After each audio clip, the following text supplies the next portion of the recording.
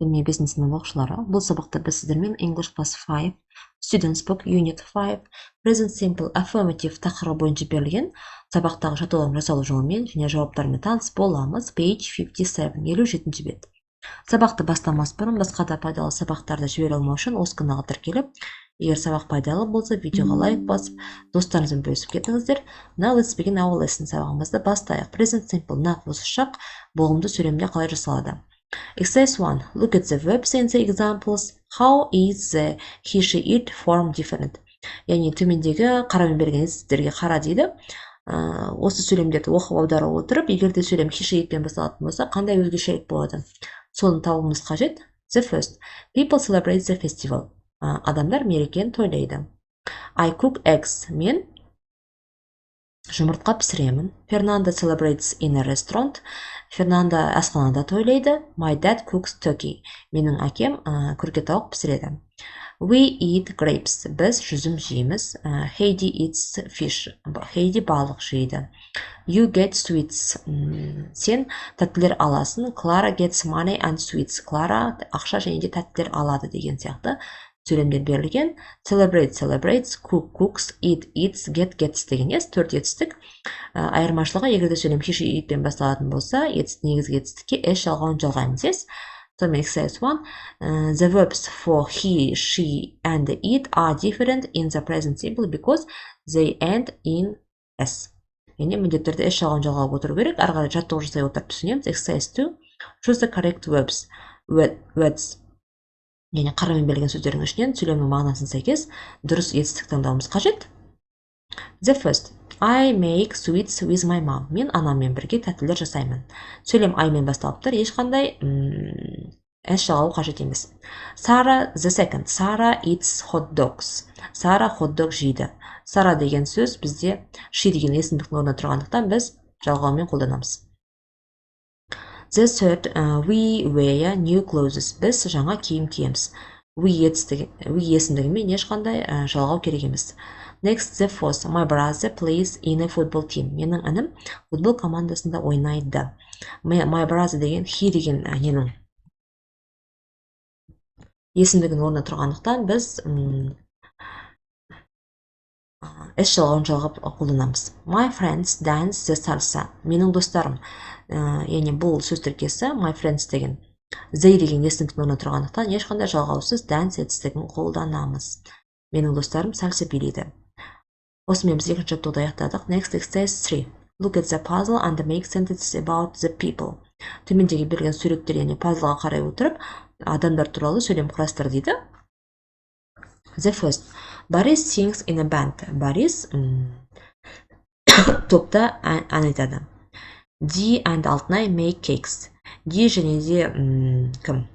Алтынай екеуі кекстер пісіреді, yes?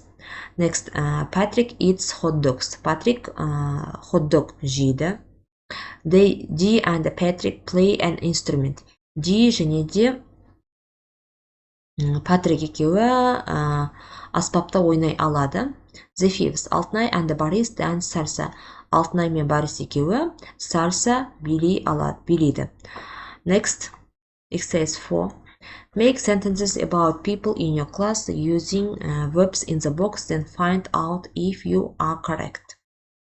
Яғни төмендегі сөздермен, немесе сөз тіркестермен сыныптастарыңыз туралы сөйлем құрастырып, оның шындық немесе жалған екенін табуыңыз қажет. Яғни сіз кез келген сөйлем құрастырасыз, сол сөйлем бойынша сыныптасыңыз ол сөйлемнің дұрыс немесе бұрыстығын айтатын болады. For example, I think that, мысалы, I think that Нұрсұлтан dances salsa. Мен ойлаймын, Нұрсұлтан salsa билейді. Нұрсұлтан өзі туралы құралған сөйлемге жауап береді. Егер иә болса yes, that's true, жоқ болса no, that isn't true деген сияқты.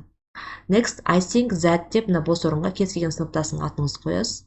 Plays an instrument. Музыкалық аспапта ойнайды.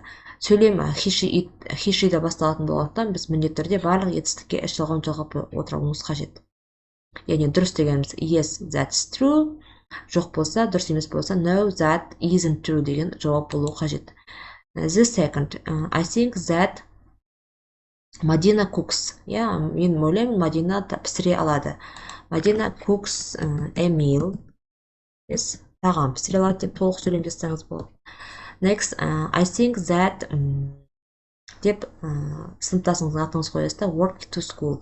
Яғни work to school мектепке жаяу бару. I think that like maths, яғни математика сабағын ұнату деген сияқты шынайы немесе жалған сөйлемдер айтып отырып, досыңыз туралы шындық біліп аласыз. Next, exercise 5. Talk about special days in your home. Use ideas from the boxes. Мына төмендегі берілген сөз тіркестерін пайдалана отырып, сөздерді бір мереке туралы бір сөйлем жазсаңыздар болады. Өзіңіздің отбасыңыз туралы. Мысалы, on my birthday, my grandmother makes cakes. They are great. Менің туған күнім болған күні, менің апам торт пісіреді. Ол тамаша дейді. Мен сіздерге қысқа нұсқа сөйлемдер құрастырдым. Ол өз қалауларыңызға байланысты өзгертіп отырсаңыздар болады. The first. I play with my cousins. Мен туысқандармен бірге ойнаймын.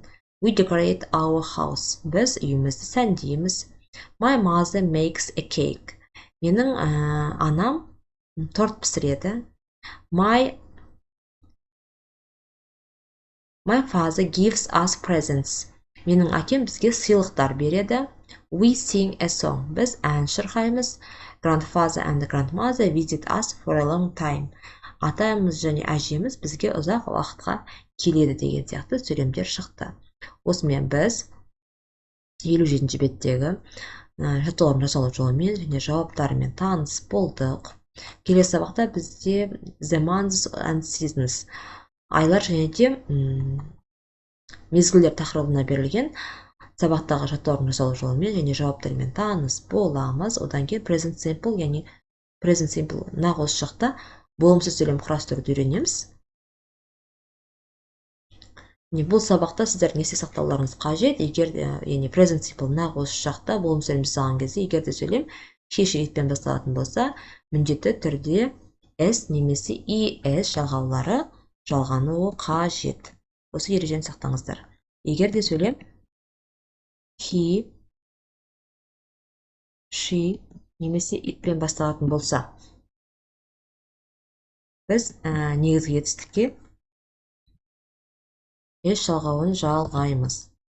Ал егер де сөйлем I, we, they,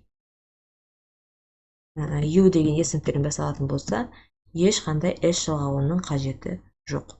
Осымен біз 57-ші беттегі жаттығулардың жасалу жолымен және жауаптарымен таныс болдық. Келесі сабақта кездескенше, goodbye.